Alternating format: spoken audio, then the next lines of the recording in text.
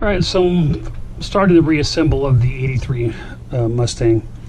As you'll see a lot of videos of me tearing it apart, and I've started putting everything back together now. So some of this has been pretty difficult. I mean, when I say difficult, more of a pain in the butt, but as I go through the car, so what are my goals, right? Well, my goals are this car be reliable, the car would be somewhat original.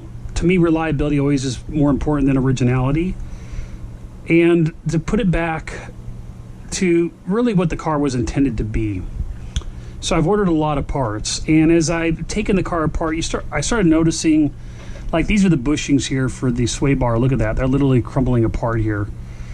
So what I did is go ahead and order a new sway bar bushings and stuff like that. I actually ordered whole entire components.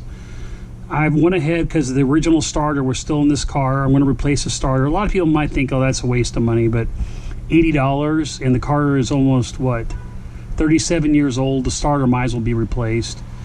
I got new cooling lines for the transmission because they were damaged. And then I got a new rear exhaust for the car.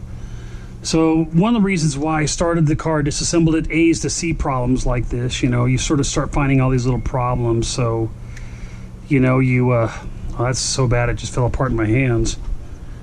The other thing is I went back, as you saw in the videos, and I painted like all the sway bars and some of the cross member pieces. And the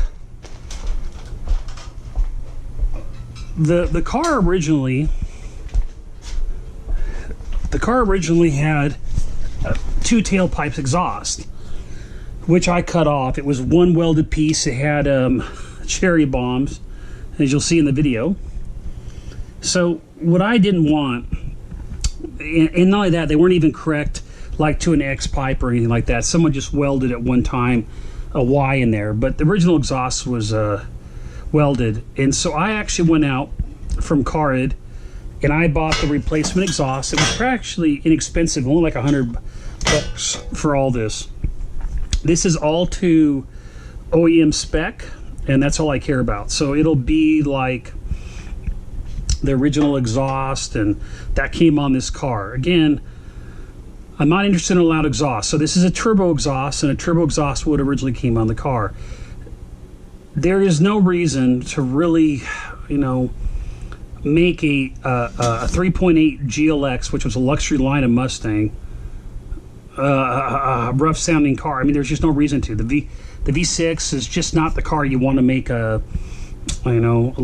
And I wouldn't want to spend the money on this particular car on X pipes. So again, just putting the exhaust back together. I went with, instead of, I'm not going to weld it, I'm just going to use the joints. If it ends up being noisy, I'll weld it. But basically, the car will be more original when I get done, minus the fact I'm taking the starter and some other things off. But you know, there's some other stuff I still want to do. Like, I'm still going to change the differential oil and stuff. I don't know if the parts will come in. The reason I had to take a long gap in the process when I was doing this work was I had to order a lot of parts. Like, I had to find the transmission cooling lines. What's cool about these type of transmission cooling lines is you can screw the adapter into the transmission, and it makes it easier to get it out later with these smaller couplings. One of the things that happened with the other one is it was so rusted that to get one of these off, actually multiple ones were having problems. It ended up being problematic. So the car, what I'm going to do now is I have to get the transmission back in. Man, it's been leaking like crazy, so I got to figure out what's going on with that. And then decide if I'm going to do some other work on it. I don't know yet. Get the transmission back in, you know, the flex plate, stuff like that, because it's an automatic. And then from there, start the reassembly phase, get the exhaust on.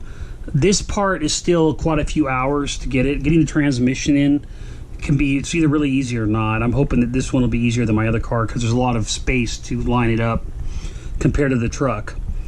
But the number one pain in the butt thing to do on these cars is the oil pan. It's just hard to get off, even with the engine really high in the air.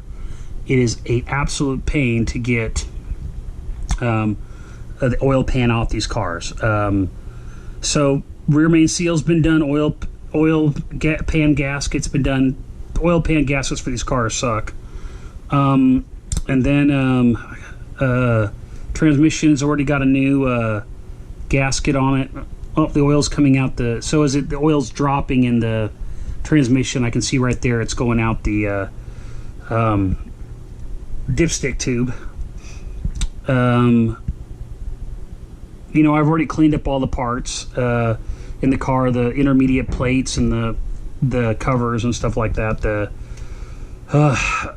torque converter covers and stuff like that. So at this point, the hard work's been done, and just it's purely assembly now.